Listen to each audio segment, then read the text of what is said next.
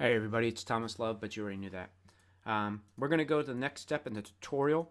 We're going to show you how I star and use the colors to my advantage.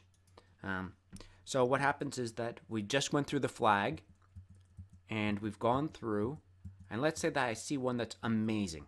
This was not amazing, but I can star this one. And if you notice on the, on the star system, it's 1, 2, 3, 4, and a 5. And these also correspond to your numerical 1, 2, 3, 4, 5 on the keyboard just above the QWERTY keys. So you can hit 1, 2, 3, 4, 5, and that will automatically star this.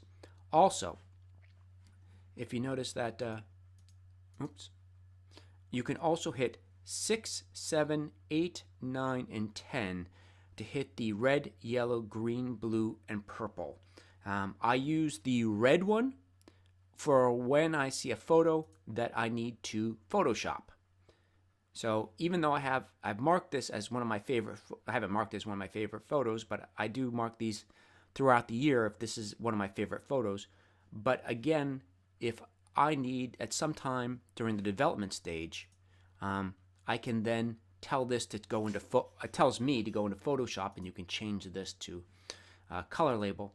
You'll see here at the top that it's no longer in time sequence, it's now in color, so the red will be the first, and this indicates to me that this photo needs to be photoshopped. Alright, hey, thank you guys very much, and we'll do another tutorial in a couple days.